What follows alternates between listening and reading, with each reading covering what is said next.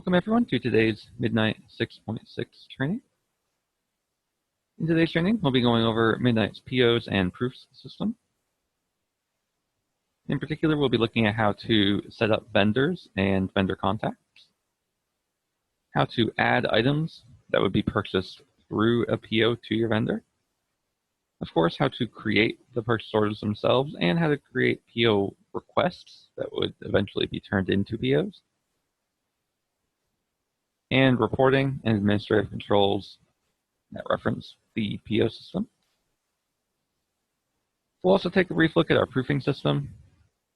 In particular, we'll set out how to create a proof through either the estimate, the order, or the dedicated proofing module. We'll also take a brief look at what the customer on your side will see should they receive one of the proofs out of Midnight. To start things off with our proof system, everything begins with a vendor. With the PO system, everything begins with a vendor. The purchasing module, which you saw I just clicked in, is where your POs and where your vendors can be accessed. Vendors themselves start in here.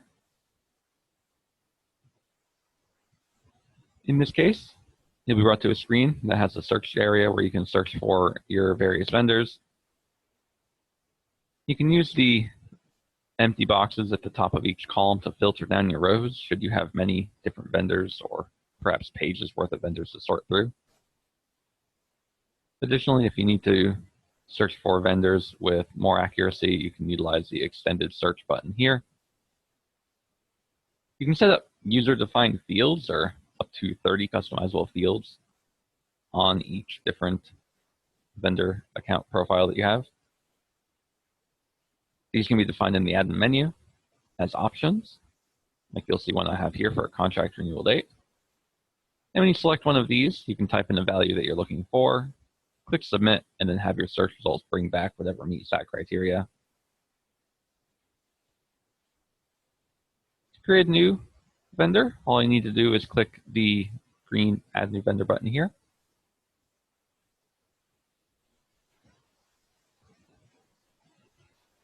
Alternatively, you can do it through this quick links, although it is an additional click. And to enter a vendor that you've previously accessed, all you need to do is click one of the blue lines of text here under either the vendor or the vendor code columns. For this example, we'll create a new printer.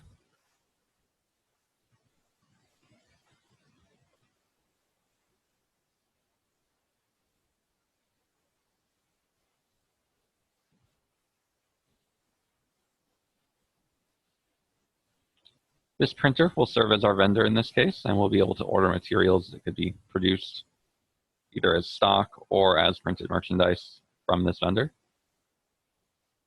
We can fill in some general information about them.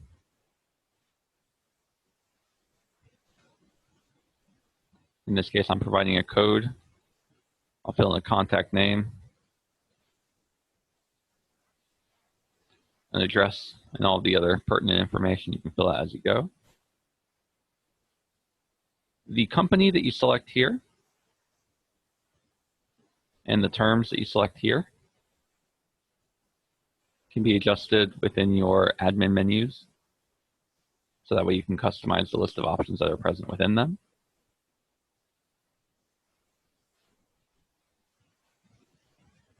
Pretty much everything else can be freely typed in at this point.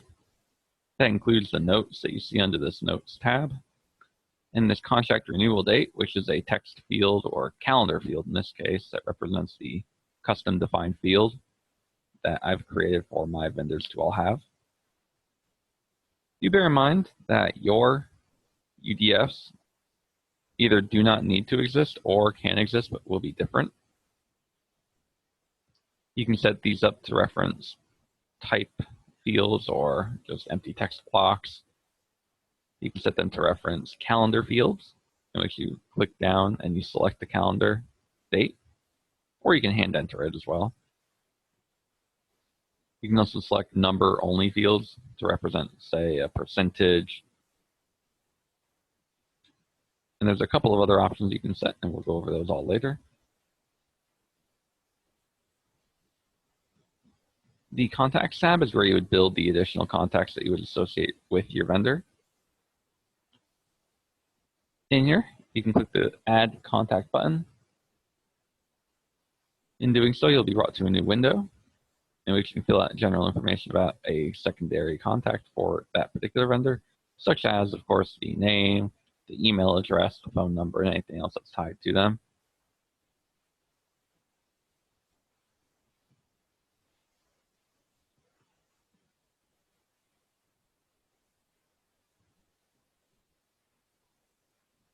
If you click this blue Default to Company button, then the address that's provided on the vendor will be provided in these blocks as an autofill. The contact type is, again, something that appears in an administrative menu list. And if you were to select an email, then when you prepare to send out a purchase order through midnight to your vendor of choice, then if this contact is selected, their email will auto-populate. Do bear in mind I'm referencing the business email here. The other email could be a different one, perhaps a global sales account compared to a specific account for one particular sales rep at such and such vendor.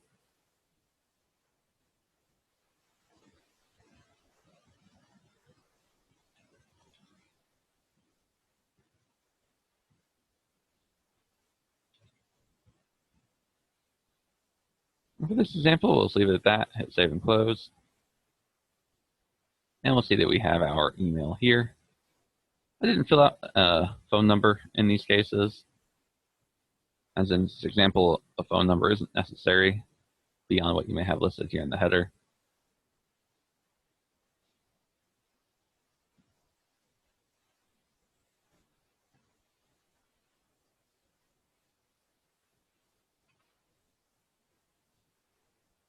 And at this point, we've done pretty much everything we need to do to build a vendor. I'll click Save and Close to commit this. But there's a few other things I can do inside of the vendor record to expedite the value of having a vendor set up to begin with. If I re-enter the vendor record, there are two tabs that we didn't go into. One of them is the Frequently Purchased Items tab. In here, you can set up inventory that currently exists in your warehouse module to appear as a default option available to this particular vendor. The items that appear in this list are either inventory that is marked as global and with the PO item, or specifically has the PO item checkbox checked. I'll demo that in just a moment. Do note that when you select your item, you'll have the vendor code populated with the item code that's assigned by default to the item when you create it. And the description will be the item's description or item name that carries in through the item record itself. Finally, the unit price that you can add. Typically, you'll be working with a vendor that has a price for a particular item. And in this case, you can select what that price would be. So that way, when you're adding the item to one of your POs, it defaults to the price of that item on the PO.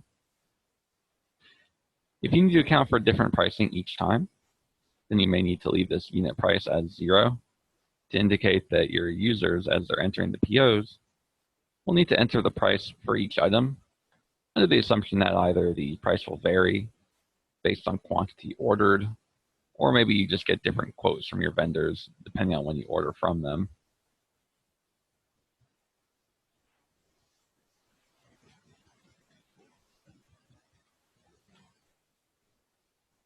I'm plugging in an $86.40 per thousand cost or price on this particular item. And note that even though I said per thousand cost, this really is listed in at the per piece level. That is because every item in Midnight is assumed to be added into Midnight at the per piece level. This is pretty much required for a variety of reasons. One is for the consistency of how Midnight handles inventory. Our inventory tracking system looks at items on the per piece level for count management. as well as sale price and sale cost. Having a difference in quantities here could cause problems between how your purchase orders are built, so we do suggest keeping everything consistent between the two. Finally, we have the attachments. Under the attachments area, you can simply add files to your vendor of choice. And this would likely represent either a document like a PDF or sign off on a quoted material, a catalog that you use when determining pricing, or anything else that you feel needs to be assigned to your vendor.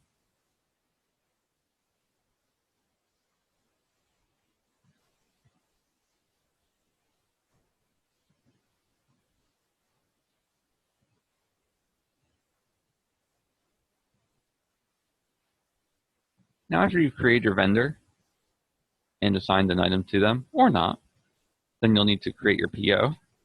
All this can be done by clicking the purchasing button here to access the PO module, or by selecting the PO/requisitions box here in the top of that particular module. In this screen, you'll see all of your open POs by default. You can change this sort by, again, modifying what you see here at the top to filter down what it is that you're looking for.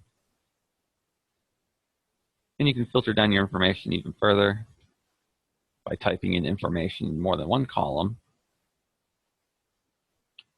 Lastly, you can click the Clear Filters button to delete all of your data that's entered in by hand. And if you click a column header to change how everything is sorted, you can click the Reset Filters button here to return everything back to its default sort.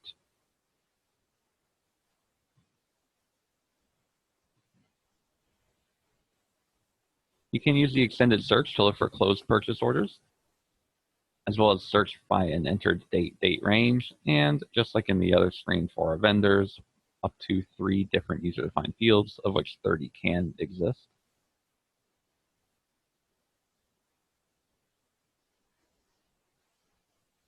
To access a PO, you can click the blue text for the PO number or the project of the PO.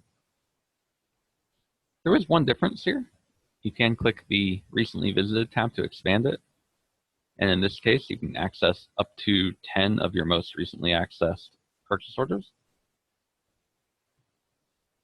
This list is populated and managed based on the recently accessed POs on your user profile. So if you were to log into your computer, add a PO, head home for the day, or access work on a different computer the next day due to, say, an IT issue or something, your 10 most recently visited here will be the same.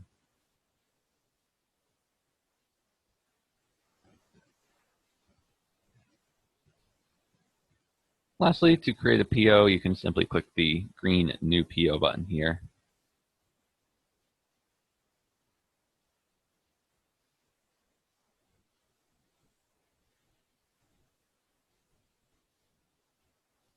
Now that we're within the Create a PO screen, you'll see that we have 2 things to consider.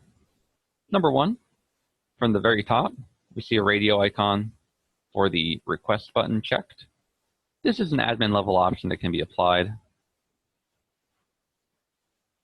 What this process indicates is that your users have to submit a PO requisition or request before it can be authorized for any purchases that are made. Something like this would likely have to go through your accounting department for approval before a purchase is made by X vendor. More than likely, this would also happen if you have several different vendors that you're placing bids on, and you're only accepting one. The others would be classified as a request or marked in some other way as not purchased from.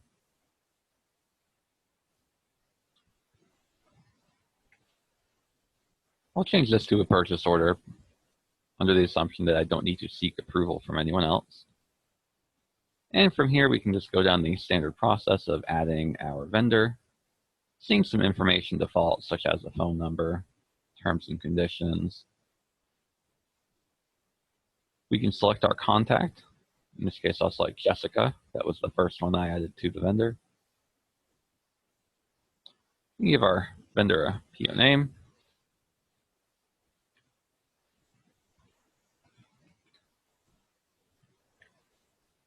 we can plug in any dates or other information we need here in the header, such as then documentation or invoice number that would go to your vendor.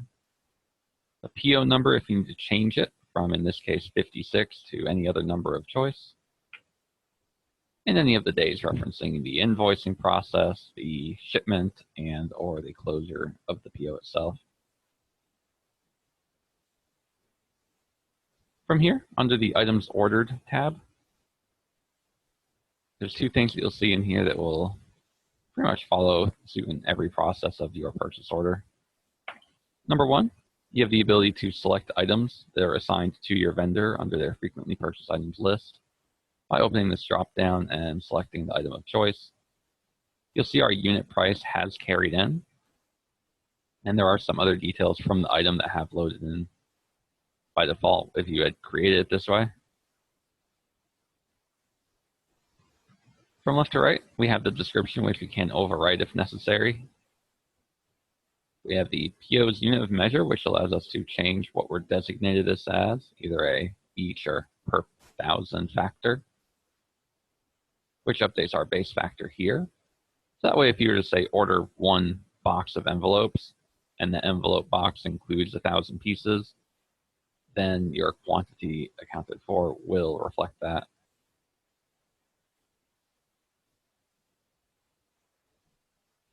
We'll demonstrate that here by ordering 6 packages or 6 pallets of paper, each which will include 1,000 pieces. And if you were to assign this item as a cost against a job, you can apply a markup and then prepare to have that marked up price applied to your job. In this case, I'll give my stock a 15% markup for the cost due to having to order it for a particular job. And we'll hit save to commit this.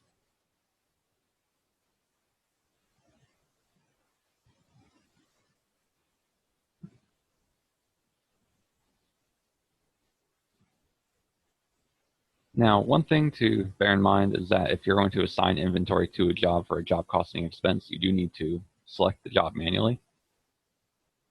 That can be done by either selecting an order number here in the header, which when selected will apply every item purchased on the PO to that particular job.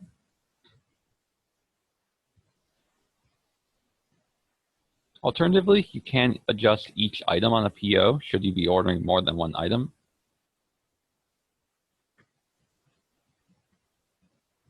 If you do that, then you can either edit your row to select an order per item, or when creating a new one, you can click the select to add a new one.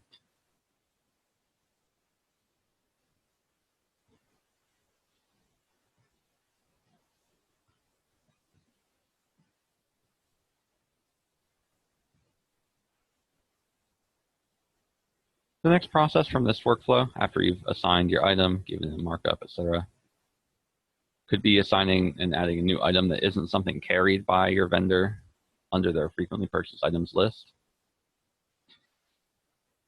In this case, it could just be an item that you hand type in, and it doesn't have to exist in your warehouse list. You'll get to select an item code or a unit of measure conversion because it's not related to anything that's in your system already.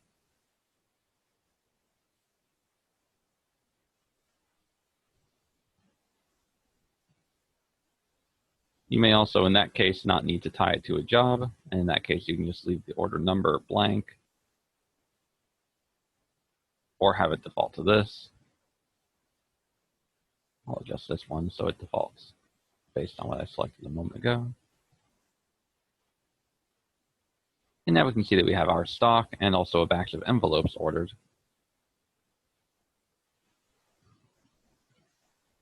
Now from here, we can see what our marked up sale price would be for our first row of items and our standard price for our second because we're not actually marking up that cost. And we can see what our totals are with and without the markup, as well as be able to plug in a manual override for the invoiced amount.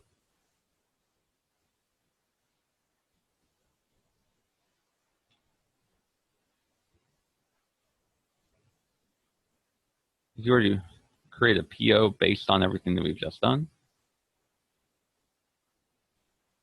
and coming out here in midnight, we'll have our report.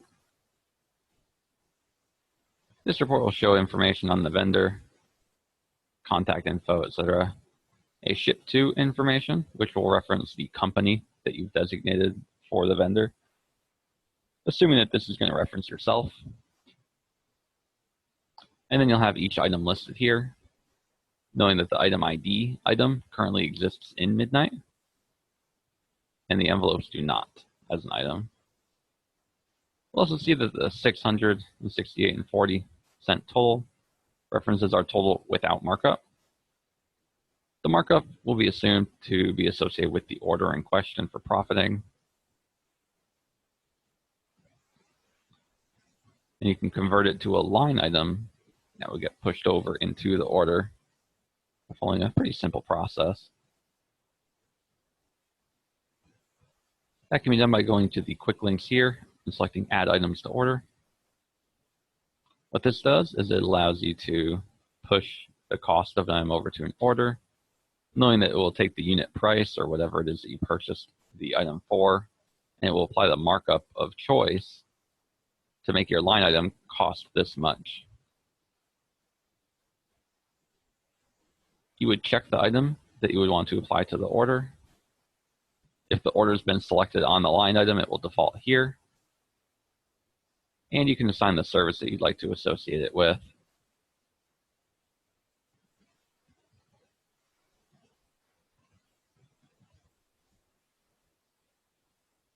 I'm just going to create a service called materials charge and assign this to it.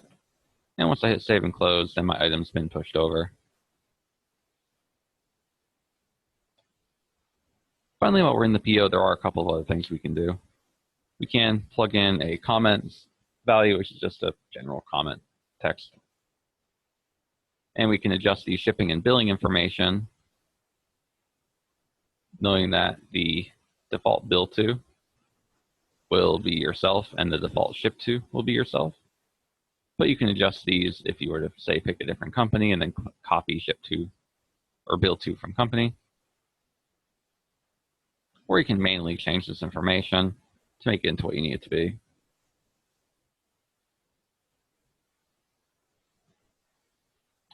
The last things you can do for the PO line items, and this is something that we'll go over in a different training session, are to access the details of the line item itself and give your items an accounting GLID or GLID and item code. These are used for accounting exports of data into QuickBooks, and that will be covered more in depth in our QuickBooks training session.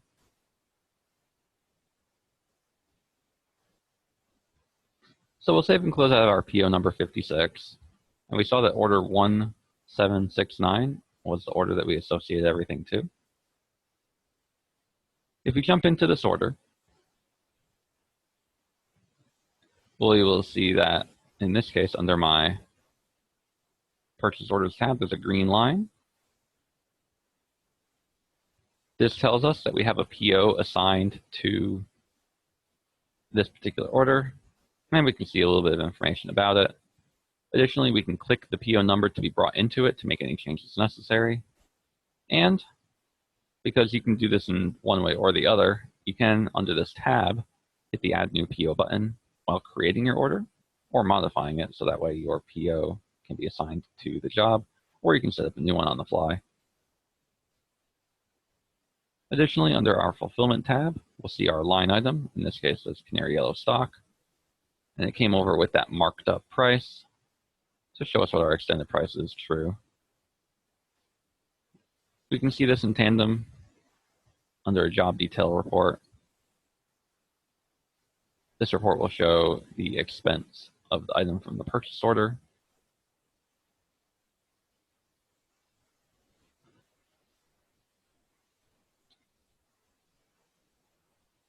And then it will include the service revenue. I'm sorry, it will include the price of the item in the service revenue.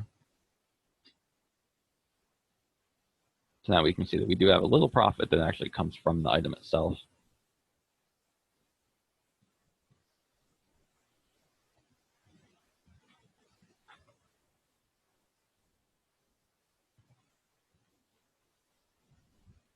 Last couple of things that you can do with a purchase order include opening some of the other reports that exist within the PO. The other reports in question are information pieces as far as the POs go. The PO list shows a list of your open POs, gives you the ability to select a vendor to group them, and you can select date ranges to change how many POs you can see over a period of time, as well as a breakdown of the cost that comes associated with each PO. The PO by order report and PO by vendor report are pretty similar. They just group the information slightly differently. In this case, if you were to have several POs against a single job, you could see those POs grouped together.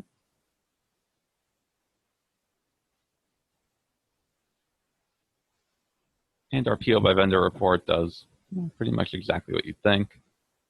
You can select the vendor. You can see a grouping of the purchase orders by those vendors.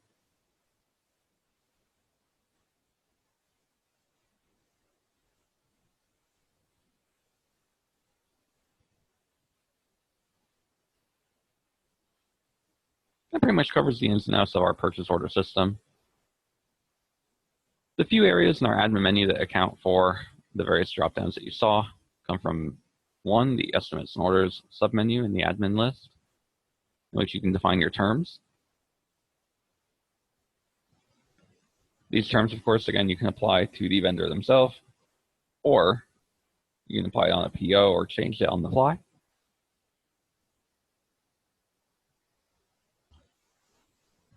The other choices that we saw as far as text goes, those include the companies, which can be created under the global settings menu's company setup page. This is where your in-house address would be provided, as well as an in-house phone number and email, that of which appeared on the right side of the purchase order report that we looked at when creating the PO. Well, in here we also have the POs, utilize the PO review process button. This, when checked, makes it so that way any PO that's created in Midnight is defaulted to that request that you saw and requires an administrator to change that from request to approved, or PO in this case. Note that if this is unchecked, then your users can freely create requests out of POs, but it's considered a PO at the start.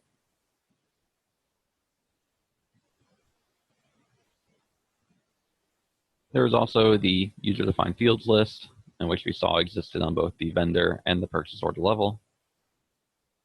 You can also create user-defined fields for your PO items if you need more information for each item that you would add to a PO. These can be selected from the list, and you can create a PO vendor or PO item UDF by adjusting the row that you want to create a UDF for, giving it a label name, designating what kind of data field it is, a text field, a date field, etc., and filling it character size. This is how much text can fit in your particular window. And finally, identifying whether it will copy into a new PO or PO item.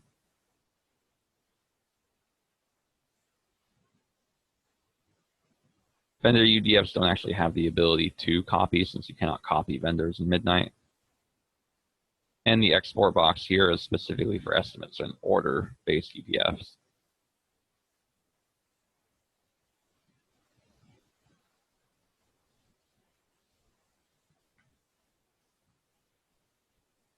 Now, the next stage of today's training will be focused around the proofing system in Midnight. Proofs can be accessed by going into the Tools module. You'll be defaulted into the Proofs page, and in here the behavior for the search screen behaves just like we saw in the other windows, where you can type in data in the top areas to filter. You can click a column to sort.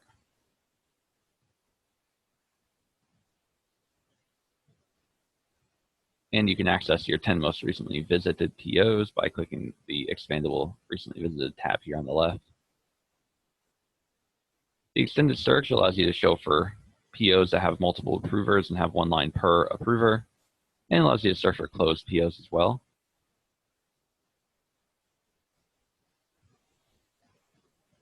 And if you need to create a new proof, there are 3 ways to do it, one of which being the new proof request button here, And then the other two being within the estimate or the order screen under the Proofs tab. Clicking the Add New Proof button. If we do it straight from an order,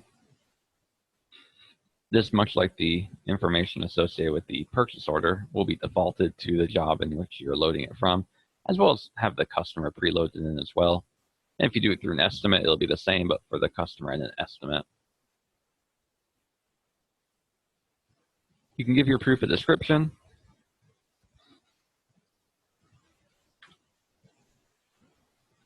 You can associate your proof to a service.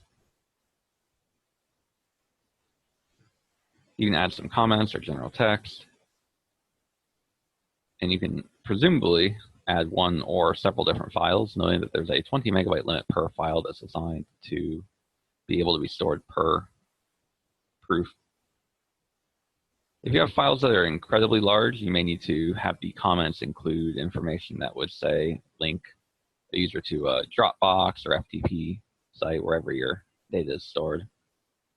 We find that's the case for users that run larger files like Photoshop documents or PSVs, InDesign documents or INDDs, etc. Finally, you'll be able to select your approvers. The approvers that you can pick from this drop-down list here include the list of contacts that are associated to your customer. You can type in different people here.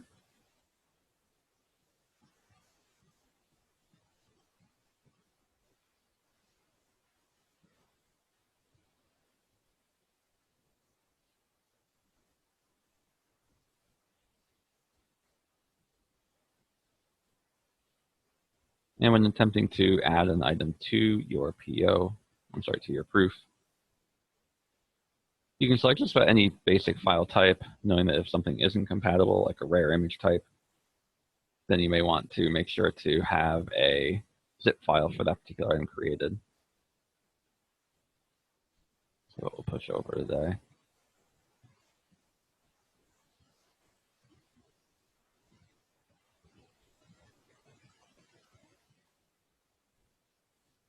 Let's push over this packing slip design. Oh, that's not supported. And we can instead just look at an Excel file that we'll push over just to expedite this process a little bit.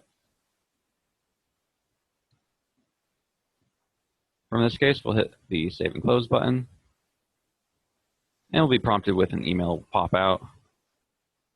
This will let you know, or let your user know, that PO has been sent over by the person who's logged in and currently submitting this.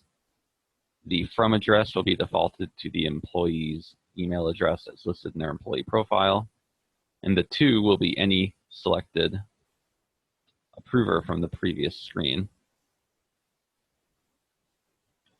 The user will receive a URL, and when they click it, they'll be brought to an approval status window in which they can fill out their approval or denial of a proof.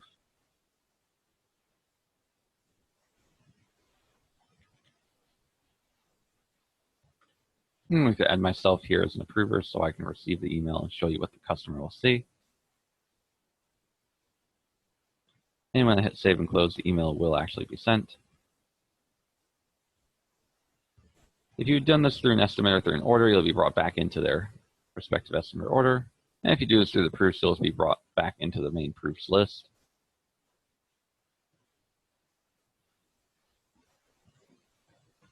And do note that when you take a look at the proof that was just created, you'll see a comment history that includes the email that was sent out, who sent it, when it was sent, and what the status of the proof was when it was sent.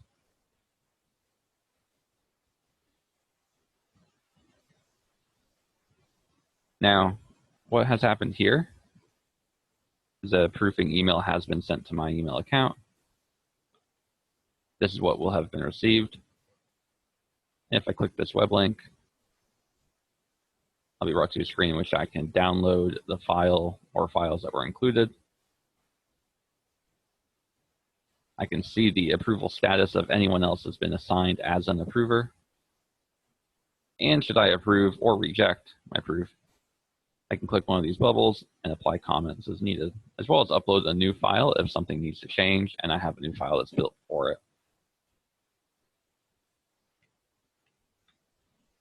Also approve this one. We'll hit save and close to commit it. Oh, first we'll say what we're approving. Then we'll hit save and close to commit it.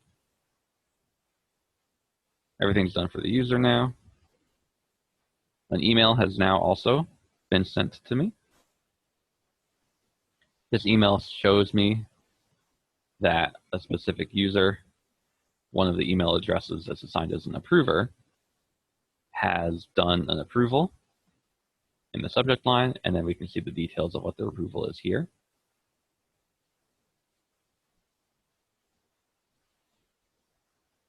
We can also see in the proof, if we refresh the screen,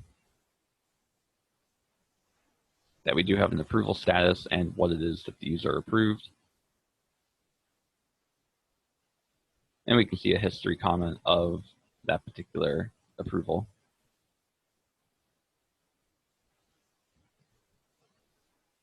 Now, if a user were to say call in and mark their proof as approved rather than send an email back, then you could enter the proof itself, change the status of the approver's preference to approved, and hit save and close to commit that. At this stage now, we can see that both of my people that have been assigned to this proof have approved it. So we may want to change their request here to fully approved. We can see this here now. And we can see that all approvers have approved. Knowing that if we want to see more detail, we can show multiple approvers here in this column. And now we can see each different contact that has approved of their proof.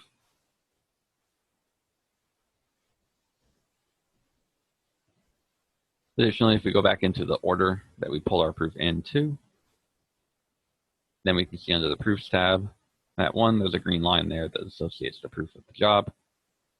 And 2, we can see that it is marked as approved.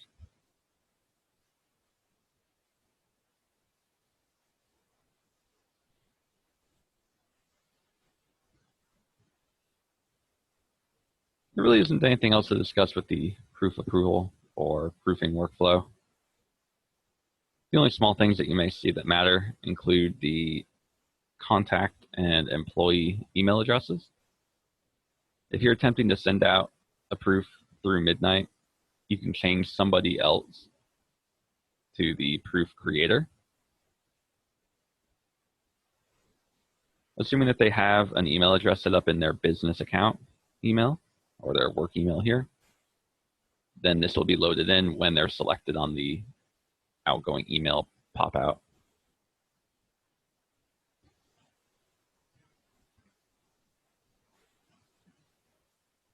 And we'll take a look at the customer. We'll see that the contact, Alfred, as the one that we used, is one of the contacts here, and their work email is already provided.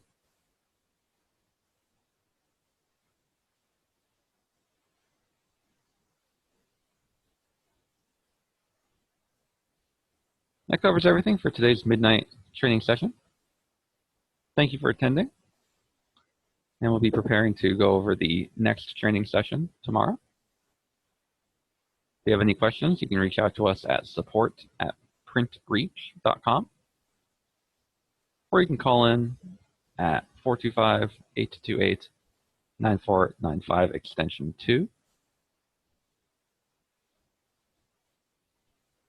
Thank you, and we'll see you all soon.